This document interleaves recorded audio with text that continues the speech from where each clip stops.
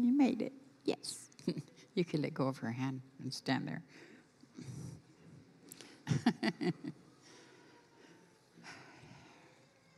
The scripture reading in 1 Corinthians chapter 13 says, if I speak with tongues, you can face me. Or would you like to face each other? Okay. As long as you listen to this. If I speak with tongues of men and angels, but I do not have love, I am nothing.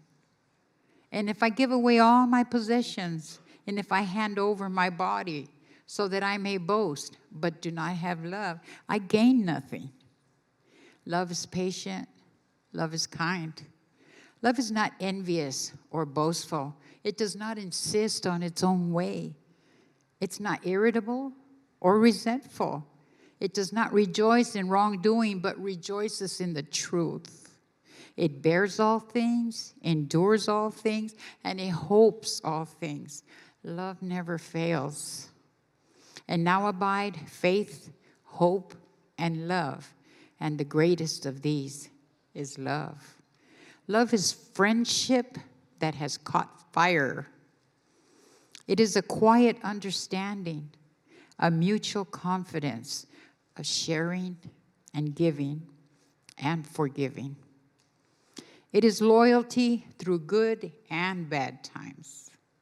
It settles for less than perfection, and it makes allowances for human weaknesses. Love is content with the present, and it also hopes for the future. Love doesn't brag about the past. In those day-to-day problems, those little irritations, those compromises, and even the small disappointments that keep it moving and growing, love will bring you big victories when you are working with each other towards common goals. Allo and Christi, if you have love in your life, it can make up for a great number of things that you may lack. And we all have some things that we lack. When you don't have it, no matter what else, it simply won't be enough.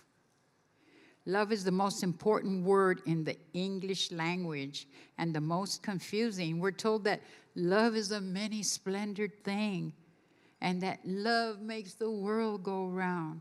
For love, we will climb mountains and cross seas and travel through the desert sands and endure untold hardships. The Apostle Paul exalted love when he indicated that all human accomplishments that are not motivated by love are in the end empty. At the heart of mankind's existence is the desire to be intimate and to be loved by someone else.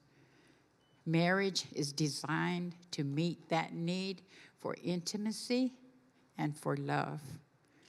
Can you face me now? Happiness in marriage is not something that just happens. You can ask anybody here. Marriage has to be worked on. A good marriage has to be created.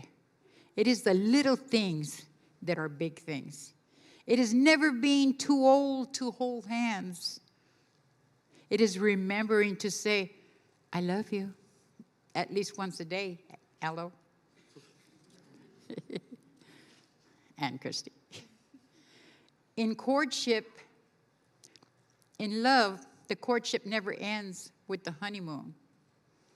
It is doing things for each other, and not in the attitude of duty or sacrifice, but in the spirit of joy.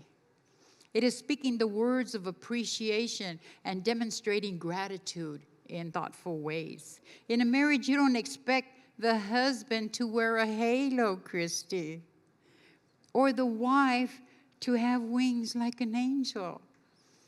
It isn't looking for perfection, but cultivating flexibility, patience, understanding, and a good sense of humor. It's providing an atmosphere where each of you can grow. It is not marrying the right partner, but it's being the right partner. I had a conversation with Christi. a few days ago. And I told her, Christi, what makes Aloe special to you? You'd love to hear this. She said, he's a huge provider. I said, that's awesome. And, oh, he's a protector. Wow, isn't that what the Lord wants? He's so masculine. Well, you could see. And he's very supportive to me. Aloe balances her with peace when she feels stressed. What a blessing to know that your partner can calm your nerves when you're feeling stressed. And she says, I love Aloe's smile. He has a great sense of humor.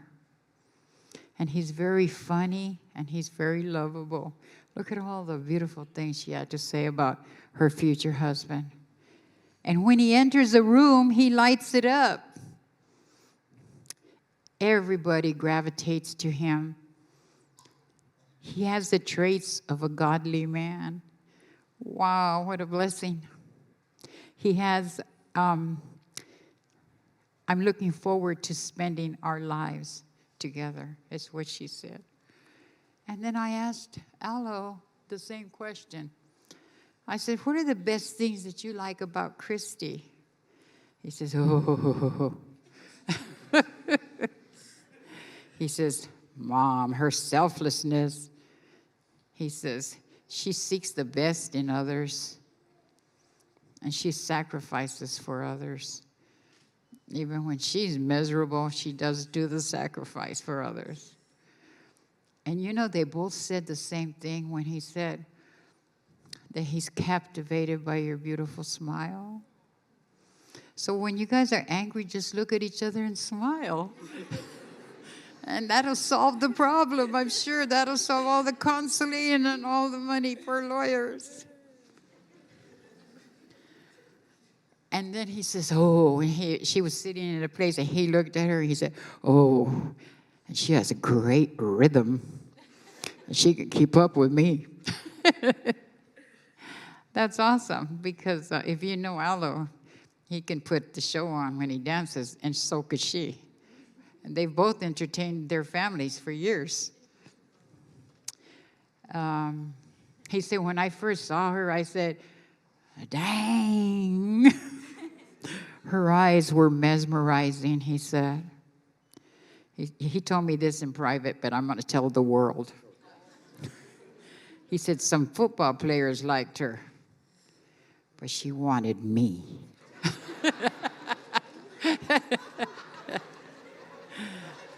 I said, cool, similar. So, I may have got one word wrong, but we said that. She's very caring towards me. And mentally, she prays for me. When we argue, she's always looking for a solution. That's beautiful, that you would say such kind things towards each other.